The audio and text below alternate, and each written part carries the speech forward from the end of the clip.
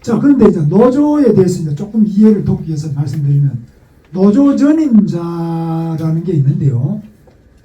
노조에 3요소가 있습니다. 여기에. 이거는 아마 제가 이제 만들어낸 말인데, 노조의 3요소, 조합은 몇 명이냐, 그 다음에 노조 전임자가 몇 명이냐, 조합비가 얼마냐, 이 세 개 요소에 의해서 노조의 힘이 결정됩니다. 근데 이 전임자라는 사람은 직업적인 운동가입니다. 노동운동가입니다. 일 안 하고요. 이 사람들이 전부 다 공장 안에 들어가 있어요. 우리나라는 기업 내에 들어가 있어요. 그러니까 현대자동차는 회사에서 돈 받고 노조 임한한 사람이 21명이고요. 48,000명 조합원에.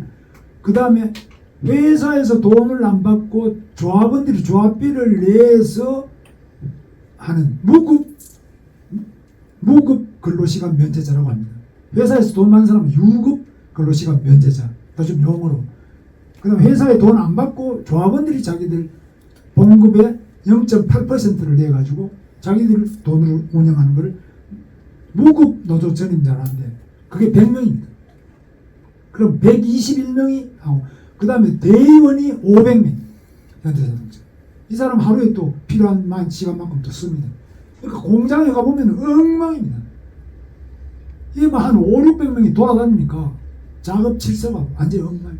자전거 타고 다니는 사람. 제가 미국에도 자동차 공장, 미국, 독일, 뭐 일본 다 다녀보는데, 한국 자동차 공장은 이거는 뭐 기본적 노동 규율이 없습니다. 그런데 외국에는, 저 미국 가보고도 놀란 게, 미국의 조지아주에 웨스트 포인트라는 데 기아 자동차가 있습니다. 그거 한 10,000명 됩니다. 땅도 한 거의 200만 평 되는데, 제가 그 방문을 했는데, 그 한국의 임원들 4명이 문 앞에서 기다리고 있고, 그래서 딱 제가 오늘 논문으로 왔습니까? 이러니까 또 안에서 일하고 있다. 근데 어디 사람이 한 명도 안 다니지 않습니까? 그 넓은 땅에 한 사람도 없어요. 일하는 데 밖에 나오지 않습니다. 여기는. 들어가 보니까 정말 다 전부 자기 정위치에서 일을 하고 있어요. 근데 절대 그 안에서도 왔다 갔다 하는 사람, 우리나라는 밖에도 돌아다니고 공장 라인에 들어가면 라인에서도 왔다 갔다 해요. 다 돌아다녀요. 이거 없어요. 그 어떻게 그러냐, 자기 자리를 딱 이탈을 3번 하면 그냥 잘라버려요. 그렇게 딱 계약이 그렇게 돼 있어요. 그 대신에 50분 하고 10분씩 뭐 화장실 간다든지 전화 받는다든지 할 수 있는 시간 따로 줘요. 점심시간이 됐어요. 근데 밥 먹으러 가자고 이제 그 공장장이 그러더라고. 우리나라 사람 공장장이 그러더라고. 그래서 내가, 나는 공장에 가면 공장밥 먹지 밖에 가서 안 먹으니까 공장 식당에 갑시다. 그러니까 공장 식당이 없다는 거예요. 이 큰 공장에 그래 직원이 마음에 있는 식당이 없다는 말이 되냐고. 식사가 어디서 합니까? 그럼 우리가 알 바가 아니다. 그럼 직원들이 어떻게 뭐 햄버거를 먹습니까? 뭐 샌드위치 뭘 먹습니까? 그것도 자기들은 관여를 안 한다. 밥은 자기들이 알아서 먹고 우리는 일하고 그런 것밖에 안 한다. 이 개념이 완전히 달라요. 그 아주 희한한데, 그 미국 공장이 다 그렇더라고요. 그래서 이런 식으로 하고 있는 게 광주에 있는 광주형 일자리 광주 글로벌 자동차가 있어요. 모터스. 그러니까 광주 글로벌 모터스가 그 캐스퍼 만드는데, 거기 가보니까 거기는 직원이 한 400여 명 되는데 평균 나이 28세, 평균 임금이 4천만 원이 안 돼요. 현대는 1억이 넘는데 4천만 원 안 돼요. 로봇도 제일 많이 쓰고 자동화도 제일 많이 되고 공장도 제일 깨끗하고, 거기는 핸드폰도 딱 전부 다 보관하고 있지. 그 핸드폰 들고 뭐 일하면서 전화한 사람 한 사람도 없어. 그걸 전부 다 광주의 노사 민정 합의를 통해서 그렇게 만들어낸 공장. 그게 세계 최고의 공장이라고 저는 생각하고, 광주 글로벌 모터스가 세계 최고의 공장이다, 저는 그렇게 생각하고 있습니다. 자, 그런데 우리나라는 어느 정도냐? 조합원 수가 몇 명 있는지 이거는 1년 늦게 나옵니다. 노조 전임자 수가 전국에 몇 명인지 이거는 조사된 게 하나도 없습니다. 조합비를 전국에 노조가 얼마 받는지 이것도 조사가 전혀 안 돼요. 그래서 내가 이걸 전부 다 지금 고용노동부에 부탁해서, 우리 경제사회노동위원회는 행정력이 없어요. 직원이 40명밖에 안 돼요. 고용노동부는 거의 10,000명이 됩니다.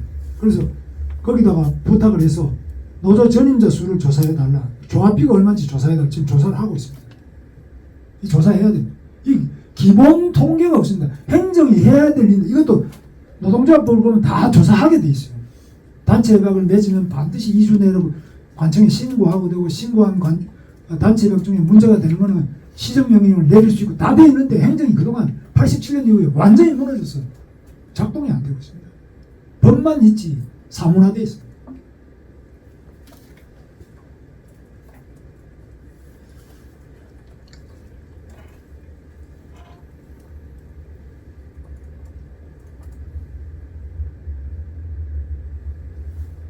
안 되죠? 아, 됐습니다. 네. 자, 그 다음에 이거 아까 말씀드렸고요. 이 부분은 체제의 문제인데요. 이거는 아주 지금 왜 그러면 잡았는데 조사가 안 나가는, 굉장히 이 수사에 대해서는 별도로 제가 말씀드릴 게 있으면 하는데, 우리나라 국정원 자체가 사실상 굉장히 어려워져 있습니다. 자, 노동개혁은 지금 어떻게 주냐? 임기 내에는 선진 노사관계를 수립해서 우리가 선진국 수준에 가자. 당면한 거는 법치주의를 주력해야 된다는 게 제 생각이고, 총선 이후에는 법을 고칠 수 있는 거는 지금 115석까지 왔는데 151석을 넘어야만 법을 고칠 수 있습니다. 그런데 자꾸 이 의석이 모자라는데 전번에 근로시간을 얼마 고치자, 백날 해봐야 안 됩니다. 그러니까 저는 이렇게 나눠서 보고 있어요. 근데 이게 이제 이걸 노동개혁을 밀고 나가는데도 저 생각하고 고용노동부 생각하고 국회에 또 환경노동위원회라고 해서 그런 국회의원들 생각하고 또 대통령실 생각하고 다 조금씩 차이가 있어요. 이걸 맞춰 나가는 것이 중요한데, 저 생각은 이거는 이렇습니다.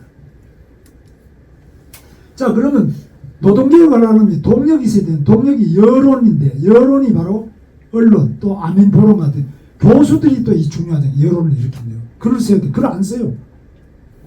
교수들이 이 노동개혁 잘하고 있다, 저처럼 이런 글을 쓰면 그 몰매를 맞아가 아마 학교에서 쫓겨날지 모를 거예요. 저도 지금 어제 제가 KBS 2에서 하는 더 라이브라는 그 뉴스 시간에 나갔는데 한 20분 남짓했는데 어마어마하게 막 댓글이 달리죠. 저놈 죽여라부터. 이게 압도적으로 기울어지는 운동장입니다. 그러니까 여론 자체가 이거 지식인들이 특히 노동관계 학자들 거의 대부분이 이거는 노조 편에 서 있어요. 노조는 약자니까. 약자는 어떻게 괴롭힐 수 있나? 약자가 아니라니까요. 노조는 상층 14%예요. 86%도 약자예요. 노조로 조직되지 않은. 노조는 절대 약자가 아니고 강자예요. 그럼 뭘 편대? 저 사람들 막 좌표 찍어서 공격하면 어떻게 견디냐? 그거 안 견디면 지식이 아니지. 자, 그 다음 기업도 지금 다 눈치만 보고 있습니다. 마침 풍산금속의 유진 회장이 정경련 회장으로 내정이 됐다고 나오는데, 우리 박병원 이사장님 맞습니까? 모르십니까? 대한민국 전국 경제인연합회에 회장할 사람이 없다 그러더라고요. 이게 말이 됩니까? 저는 그래서 아주 비겁한 기업인이라고 생각해요. 자기 조직에 회장도 못하는 사람이 어떻게 해요? 지금 그리고 이 윤석열 대통령이 노동개혁을 잘한다 싶으면 기업에 광고를 얼마나 많이 냅니까? 광고를 이미지 광고만 하지 말고 의견 광고를 내줘야죠. 잘한다. 저거는 이런 문제는 고쳐달라. 왜 안 하느냐. 근데 대체로 제가 이걸 추진해 보면은 그냥 정부는 못 믿겠다. 노동 문제는 노사간에 알아서 해야지. 그럼 노조한테 적당하게 좋게 좋은 거 아니냐? 안 합니다. 개혁이라는 게 혁명보다 어렵다 그러잖아요. 안 합니다. 진짜 저는 이 기업이 제일 수혜자인데 굿이나 먹고 떡이나 먹자 이런 식입니다.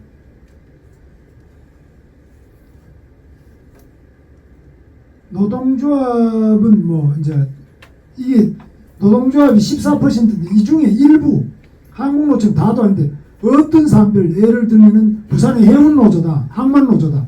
항만노조 이런 거는 굉장히 저심하고 비슷합니다. 또 대구 지역 한국노총 지역본부 이런 데는 저하고 생각이 비슷합니다. 굉장히 이렇게 해서는 안 된다고 생각하고 고치려고 하고 있습니다. 그러나 그래서 이렇게 일부라도 노조 내에 어떤 사람들, 어떤 지역, 어떤 개별 노조라도 계속 꿰어서 이 사람들이 바른 길을 갈 수 있도록 해줘야 됩니다. 거기에 휩쓸려 가지고 가면 안 됩니다. 요즘에 MG 노조 이거 참 잘하고 있더라고요. 젊은 사람들이 생각이 많이 건전해요. 여기도 청년들 오셨지만 젊은 사람들 생각이 건전하게 잘하고 있습니다. 노동개혁 의제는 많습니다. 핵심이 뭐냐? 핵심이 약자들, 예를 들어 노조를 만들 수도 없는 그 약자들을 너무너무 어렵게 살고 있어요. 이 사람들하고 연봉 억대 넘게 받는 이 철밥통들하고 이 간격을 좁혀주는 게 지금 개혁의 핵심적인 의제라고 저는 보고 있습니다. 그 다음 노조가 법을 지켜야 된다는 거, 그거는 뭐 법치주의 이거는 기본이고요. 이거는 뭐 노조만이 아니라 마약 사범이든지 뭐 기업인이든 누구든지 법을 지켜야죠. 자, 그래서 이제 내년에 4월 10일에 국회 선거인데 여기서 이제 115석을 하느냐 아니면 151석을 넘느냐 이 턱걸이 여기에 앞으로 향후 4년이 걸려 있다. 저는 그렇게 보고 있습니다. 대법원 이제 이 김명수 대법원장은 9월달에 이제 퇴임해요. 그러면 퇴임한다고 해서 대법원이 달라지냐? 노정희 대법관 이번에 그 뭐 공동 배상 책임, 손해배상 책임 이런 거 판결한 이런 사람들 그냥 안 그만둡니다. 그럼 대법원장 한 사람은 그만두는데 이거 하여튼 변화의 변곡점에 들어간다고 보고 있어요.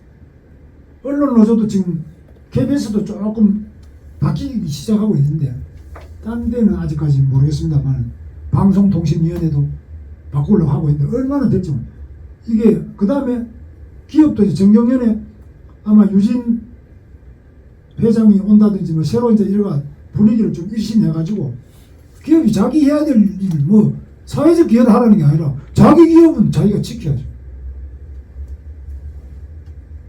그 다음에 이 주체 세력을 강화해 나가야 되냐 그런 생각입니다. 제 말씀은